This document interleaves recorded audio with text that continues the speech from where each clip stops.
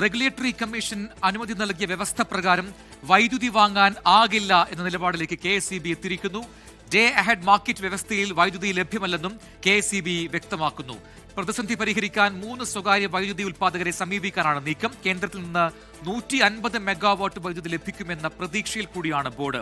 പ്രതിസന്ധിയിൽ core committee ചേർന്ന് സ്ഥിതിഗതികൾ വിലയിരുത്തി ആണ് ഈ തീരുമാനമെടുത്തിരിക്കുന്നത്. അജ്മൽ ദിറാർ തിരുവനന്തപുരത്ത് നിന്ന് ചേർന്ന് കൂടുതൽ വിവരങ്ങളുമായി. ദിറാർ, നിലവിലെ സംസ്ഥാനത്തെ വൈദ്യുതി പ്രതിസന്ധി, അതിന് ഒരു പരിഹാരം കാണാൻ വേണ്ടിയുള്ള ശ്രമങ്ങൾ KSEBിയുടെ ഭാഗത്ത് നടക്കുന്നുണ്ട്. നിലവിലത്തെ ഈ പ്രഖ്യാപിത വൈദ്യുതി നിയന്ത്രണം, അതുമായി ബന്ധപ്പെട്ടൊക്കെയുള്ള ആക്ഷേപങ്ങൾ ഉയർന്ന സമയത്താണ് ഇപ്പോൾ ഇങ്ങനെ ചില നീക്കങ്ങൾ നടക്കുന്നത്. പക്ഷെ അതിൽ ഈ നേരത്തെ ഈ റെഗുലേറ്ററി കമ്മീഷൻ പറഞ്ഞ പ്രകാരമുള്ള വ്യവസ്ഥകൾ പാലിച്ചുകൊണ്ട് വൈദ്യുതി വാങ്ങാൻ കഴിയില്ല എന്ന് എന്തുകൊണ്ടാണ് KSEB പറയുന്നത്? എങ്ങനെ പരിഹാരം ഉണ്ടാക്കാനാണ് ശ്രമം?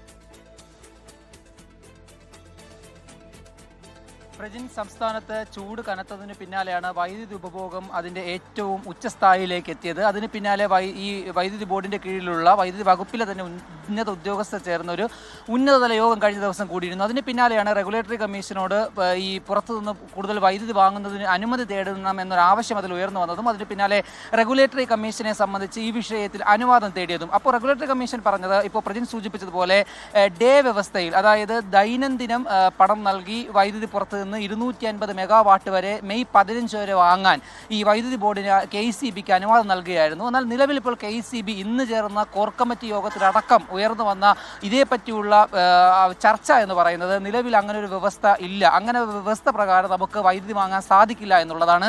KSEB മുന്നോട്ട് വയ്ക്കുന്നത് TAM അഥവാ ഈ ദീർഘകാലാടിസ്ഥാനത്തിലുള്ള വൈദ്യുതി വാങ്ങലാണ് ഇപ്പോൾ ഏറ്റവും സംസ്ഥാനത്തിന് അനുയോജ്യമായിട്ടുള്ളത്. ആ വ്യവസ്ഥയിൽ വൈദ്യുതി വാങ്ങി മുന്നോട്ട് പോകാമെന്നും അതിനുവേണ്ടി ഒരു 3 സ്വകാര്യ കമ്പനികളെ സമീപിക്കാമെന്നുമാണ് നിലവിൽ KSEB പറഞ്ഞിരിക്കുന്നത്. ഏതായാലും KSEBക്ക് റെഗുലേറ്ററി കമ്മീഷൻ നൽകിയ അനുവാദത്തിന്മേലുള്ള ചർച്ചകൾ നാളെയും തുടരും. അതിനുള്ള ഉന്നതതല യോഗങ്ങൾ നാളെയും നടക്കുന്നുണ്ട് തലസ്ഥാനത്ത്.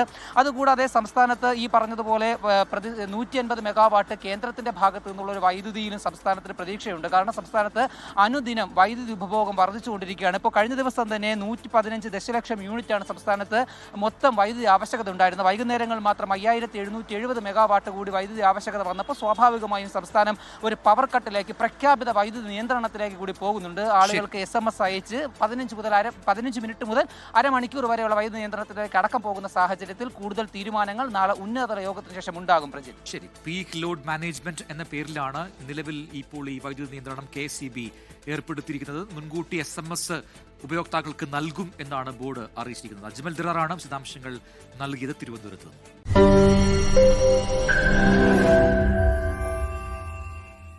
ലോകത്തെവിടെയായാലും ഏത് സമയത്തും 24 വാർത്തകളും ഓഗ്മെന്റഡ് റിയാലിറ്റി പാക്കേജുകളും എക്സ്പ്ലെയിനറുകളും വിശദമായി കാണാൻ ഞങ്ങളുടെ YouTube ചാനൽ നിങ്ങൾക്ക് സബ്സ്ക്രൈബ് ചെയ്യാം.